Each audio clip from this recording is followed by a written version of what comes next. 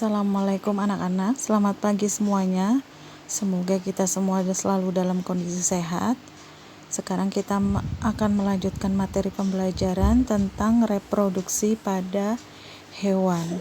Seperti halnya pada tumbuhan, reproduksi pada hewan juga dibagi menjadi dua, yaitu reproduksi secara aseksual atau vegetatif dan reproduksi seksual atau generatif. Sekarang reproduksi hewan yang pertama adalah reproduksi vegetatif.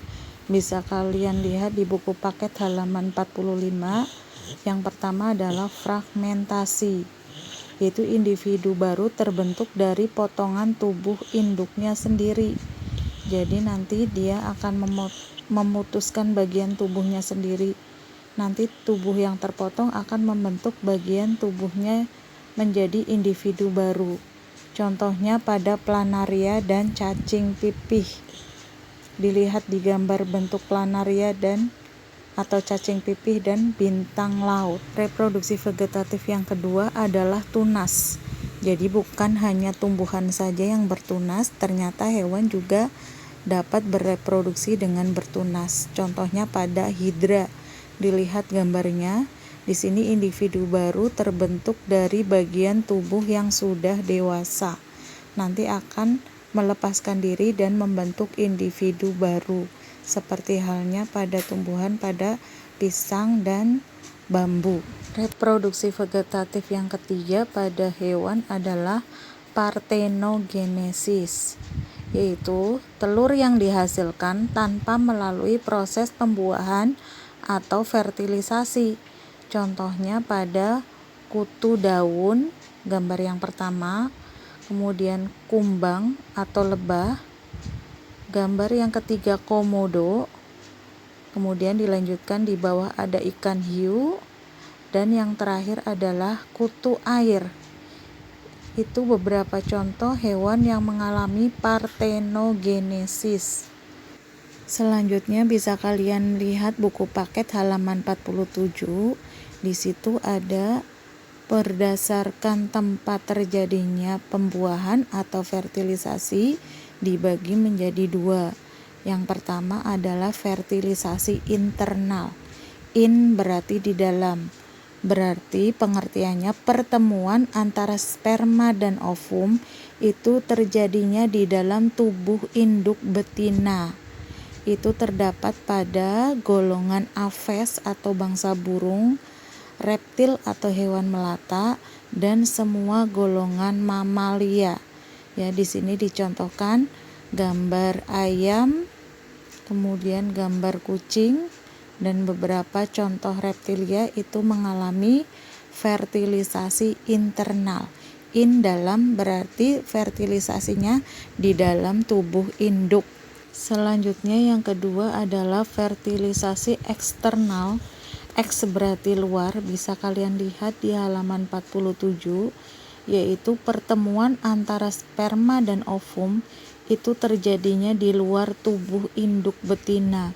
Biasanya nanti betina mengeluarkan sel telur dulu di tempat yang aman, nanti baru dibuahi oleh sel sperma. Contohnya pada golongan Pisces atau bangsa ikan, dan golongan amfibi, contohnya pada katak.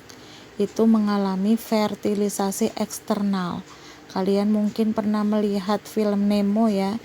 Nah, itu contoh dari fertilisasi eksternal. Selanjutnya bisa kalian lihat di paket halaman 48 tentang macam reproduksi seksual pada hewan. Yang pertama adalah ovipar. Ovipar atau bertelur. Ya, di mana telur berkembang dan menetas di luar induknya.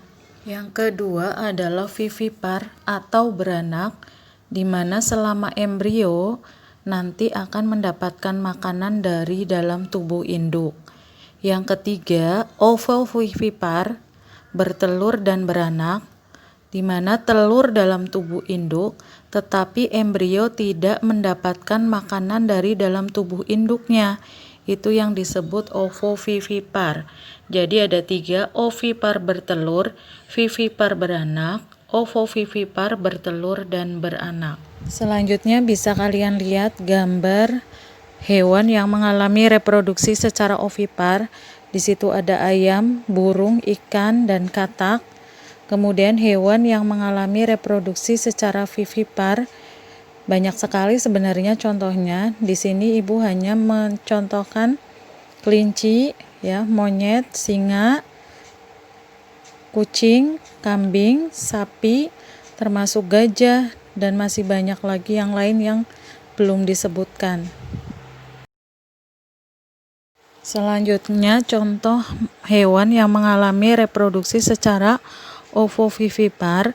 Di situ ada gambar platypus, ada buaya, ikan hiu, jenis kadal, ular terutama ular boa, dan ikan pari, ya, itu mengalami reproduksi secara ovovivipar. Selanjutnya bisa kalian lihat paket halaman 49. Di situ ada perkembangbiakan hidup hewan. Yang pertama ada metamorfosis tidak sempurna. Contohnya pada kecoa, jangkrik, dan belalang.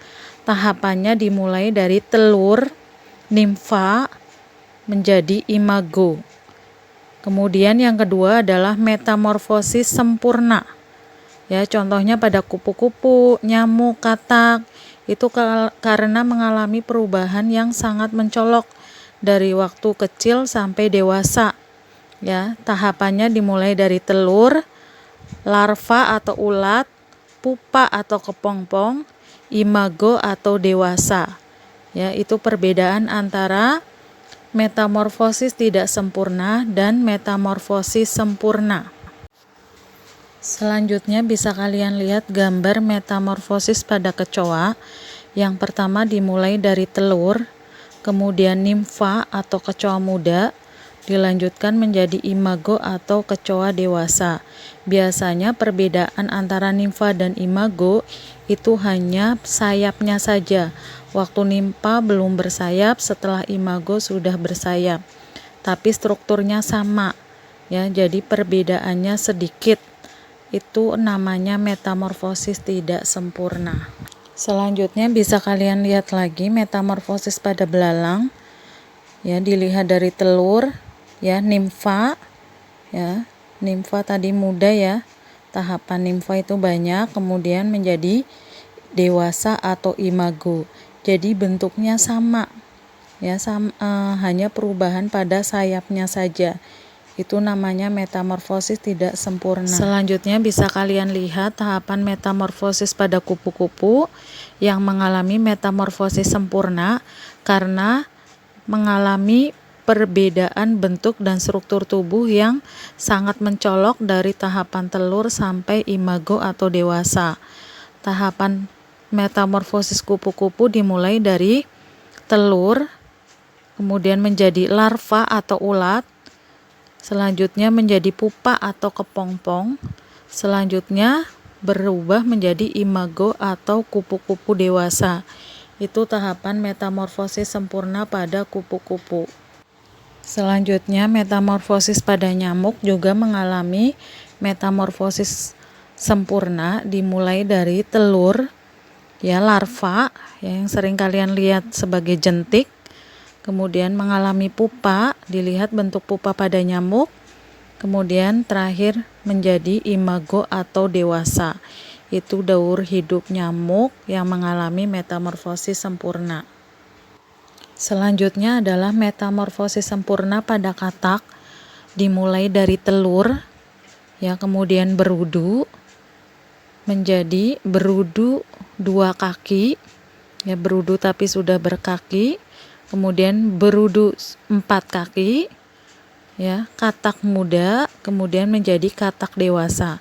Nah, perubahan dari berudu menjadi katak dewasa itu kan mengalami perbedaan yang mencolok. Itu metamorfosis sempurna. Selanjutnya bisa kalian lihat buku paket halaman 51. Di situ ada teknologi reproduksi pada hewan.